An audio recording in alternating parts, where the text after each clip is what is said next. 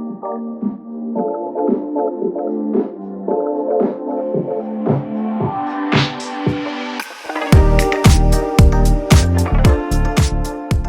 up, everyone? I am Natasha Bryant, CEO and founder of Speak Like Transformation. You can go to speakliketransformation.com to learn more about the services that I provide.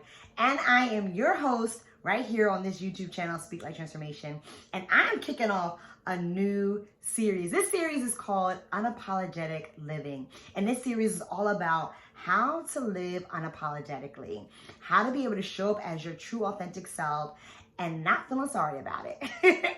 And so this is an opportunity for you to learn tips, strategies on how to overcome self-doubt, how to overcome any type of should thoughts, comparisons, how to overcome fears so that you can unapologetically show up as your authentic self and live the life that you authentically and unapologetically want to live. And so today's episode is the first episode of Unapologetic Living, and it is titled Return to Sender.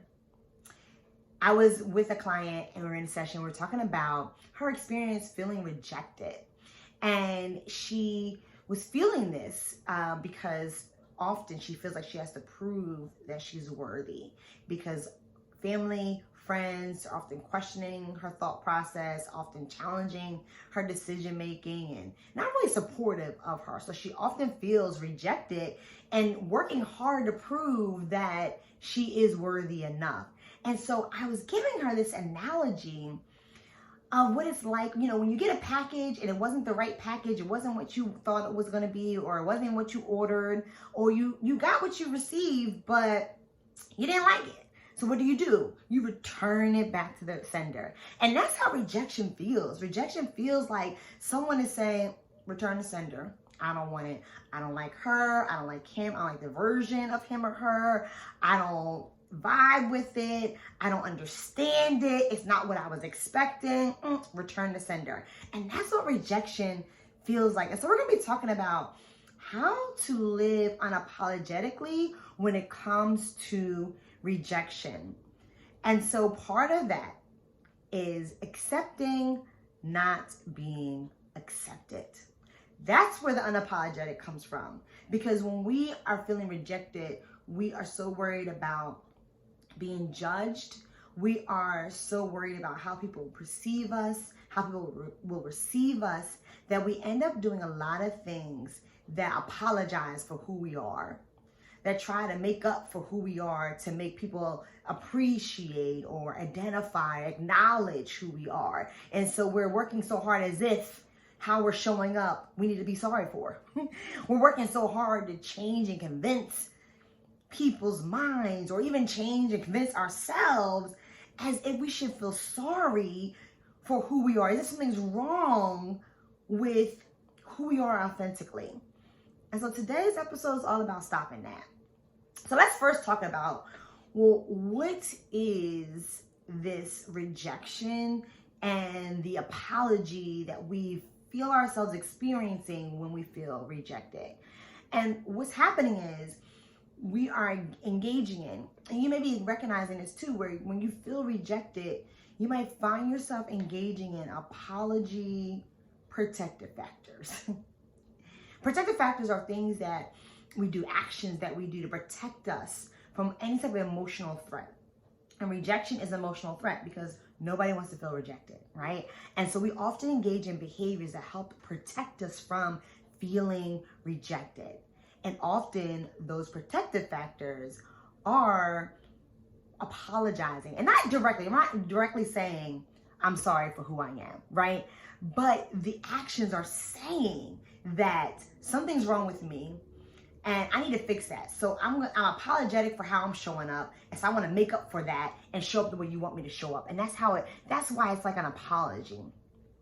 And so one of the areas is when we find ourselves trying very hard to convince, like I was saying, my client was going through this, where she was trying so hard to convince other people that she is enough, right? And what's happening is it's apologetic because you're recognizing in your mind, you're believing that I'm not enough. When I try to show up as myself, I was rejected. So obviously I'm not enough. So I need to do all the things to prove that, hey, wait, no, really I am enough. Hey, I'm right here. Can't you see me? Right? And so you're trying to work so hard to convince somebody that you are enough. That, wait, it's how you're seeing me is wrong. And maybe I didn't do enough. Maybe I'm sorry. Maybe I didn't show up in this way like you wanted me to. Or maybe I didn't do this the right way. And so I'm doing it now. Can't you see that I'm excelling in this area now? And so we're working so hard to apologize for how we originally showed up as our true selves. To convince someone to say, you know what? You're right. You are enough. Right? We're working so hard to receive that validation. Another one is we are trying and we're waiting for a response from others to tell us if what we want, what we're thinking we want to do is okay or not. That's where that second guessing comes on. That's where the dependency comes on. When we are waiting for someone else to say, Natasha, yeah, you should do that. Yeah, totally. Right? Have you ever been in a situation where you have an idea or you have something you want to do, but you ask like 5 or 6 other people first before you actually make your decision? Or you might have certain people that you really value their opinion, and so you depend on if you're going to move forward or not based on their response. And so you end up not really making your decisions on how you genuinely, authentically feel and want and need. You're basing on what somebody else is saying you should do. And then that's where that apologeticness comes from, because now you're saying to yourself, wait, my decision isn't enough. Because what if nobody else understands that? What if nobody else gets it and they judge me for the decision I made? What if nobody supports me? And so I don't want that to happen. So I'm going to wait to see what other people say first. Then I'll make the choice, because now I'll know what's safe and what's not safe. And then so you end up towards yourself apologizing for how you truly feel and saying, that's not enough, or that's incorrect. I need to do, it's not safe. I need to wait to hear from other people first. And then the final, and these are all protective factors, but I'm just highlighting these 3. And then a final protective factor when it comes to really protecting yourself from rejection and being apologetic is putting other people's needs first. And often when we do that, we're apologizing for thinking about ourselves first, because we're worried that people will think that we're selfish, or maybe people might actually say you're being selfish for choosing you, right? And so by apologizing, or you feel guilty, right? You feel guilty that you're choosing you first. You feel guilty that you're not, that you really don't want to do what this person wants you to do. Or you feel guilty that, you have a certain opinion about what somebody's doing and that's not what you really want to do. And so you're apologetic for it, and the way you make up for that apology is by putting the other person's feelings first and ignoring how you truly feel and what you truly believe and what you truly want to do.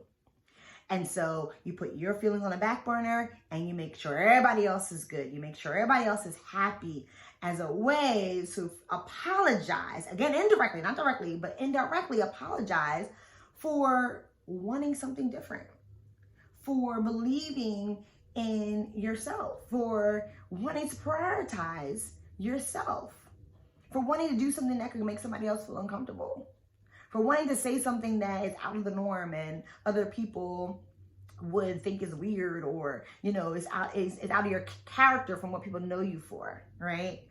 And then so you end up putting other people's needs first.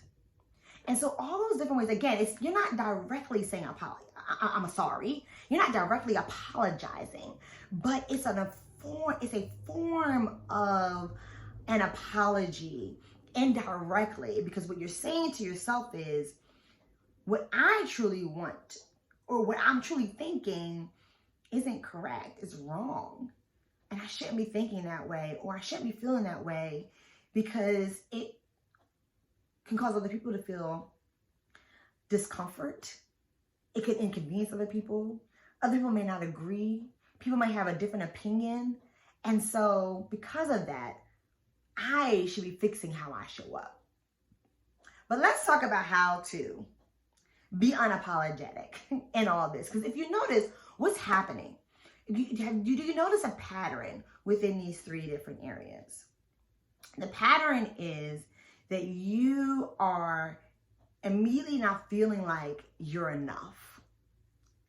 And what's also happening, the pattern is the fear of rejection is so strong that you don't even care about what you feel or believe, because you're more concerned about protecting yourself from being rejected by others, from losing people, losing friendships, being judged. And that fear is so strong that you're like, well, I mean, maybe I am wrong for thinking that way. Or maybe I shouldn't be doing that. Or, well, I mean, it's just me. And there's so many more people that have so much more need. I mean, or people are depending on me. So, I mean, if it's just for me, that's just me and me depending on myself. So it doesn't really count. But if other people are depending on me, that matters so much more, right? And so you end up telling yourself that you don't matter. Or whatever you're feeling, you should feel bad about that. You should feel guilty that you're feeling that way or thinking that way, because it's going to cause other people to not be happy with you. Or you should be fixing yourself or fixing how you're thinking and showing up, because it can cause people to want to leave you and not want to be around you, or disagree with you, or judge you. And so you're reiterating to yourself that you're not enough, or you're never going to do enough. So that's the pattern there. And that's how you end up becoming apologetic, because it feels like, well, something must be wrong with me. I must need to be changing something about me if people are going to want to reject me just for me showing up as myself. Being unapologetic, though, says, you know what? I'm okay with upsetting people. I'm okay if people don't get it.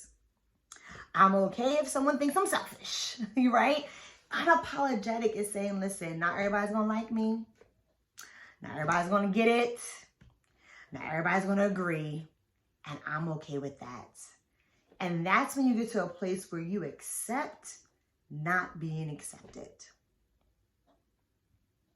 Now, I know you're like, Natasha, that sounds super easy, but it's not. I agree with you. None of these things are ever easy, because it's a mindset shift, and it means you have to face your fear of rejection. You know, we always talk about fear of dogs, fear of heights, right? But we don't talk about fear of certain emotions, which sometimes can be even more of a bigger fear. You have to face being rejected. And let me tell you why this is such a powerful experience when you face your fear of rejection. Because you realize that even though I just experienced rejection, I'm still standing. I still have worth and value. You're able to recognize people that do actually accept you, and you put your energy and your focus into those relationships, and you begin to detach your identity from the opinions of others. When you are being apologetic in this area, the drive, right, along with the fear of rejection, the drive to be apologetic is also because there's this belief that how people see me and perceive me is determining who I am, right? If people don't think that I'm doing enough, then I must not be doing enough, which means I must not be enough. If people are constantly giving me feedback that says, like, I don't understand why you would like something like that, or you don't even qualify, who gives you the right to even talk about something like this? Maybe I don't qualify. Maybe I'm not enough for this. Maybe there is something wrong with me for wanting to be interested in this area or have this dream to go in this direction. Maybe I am crazy for thinking about this or thinking of doing this. And then before you know it, you begin to look at yourself differently. your relationship with yourself ends up changing and ends up being tainted by the opinions of others. And then now you're in that self-doubt hole. You're in that low self-esteem darkness. And you find yourself struggling with finding the confidence to kind of dig yourself out of that darkness or that hole. When you begin to understand that my identity, my worth is not attached to how people see me, you begin to have the freedom, the confidence, and the boldness to take the risk to conquer your fear of rejection. So it's first allowing yourself, giving yourself the permission to be okay with not pleasing everyone. And that also means being okay with losing people. To be honest, a lot of times it's not even as bad as we think it's going to be. We think we're going to lose somebody. We think they're going to judge us. We think they're never going to want to be in our lives anymore. They might fire us if it's a boss, etc. Right? And a lot of times it doesn't even go that far. A lot of times people actually end up respecting what we're saying because we've never done it before, and this is our first time them actually hearing us advocate for ourselves or standing up for what we believe in, and they end up respecting it.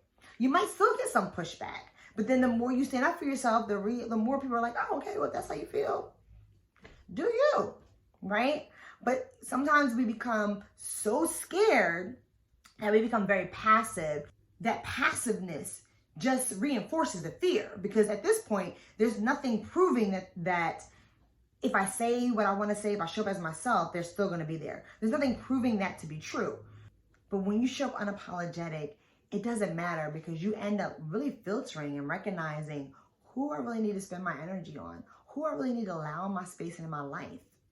And so when you accept not being accepted, you get such a stronger circle of people and support system in your life. You become more intentional about who you share your dreams with and who you don't. You become more intentional about whose opinions you respect and allow to impact how you move in this world and whose you don't, right? You become more intentional about making sure that your identity, how you see yourself, is not shaken by the opinions of others. There's a sense of authority that you have over your life where it doesn't even matter what people say, you still walk with boldness and confidence. So today's unapologetic living takeaway is this: accept not being accepted. Give yourself the permission to show up as your full authentic self, even if that means that people won't get it. Because the ones that are in your life and that are meaningful and that really have your back and really are there for you will get it. And if they don't get it, they'll still respect you because of it. So accept not being accepted. I challenge you to do that. I challenge you to really push yourself to face your fear of rejection and detach your identity and your worth from the opinions of others. Until I see you guys again, make sure you be bold, be safe, and speak life.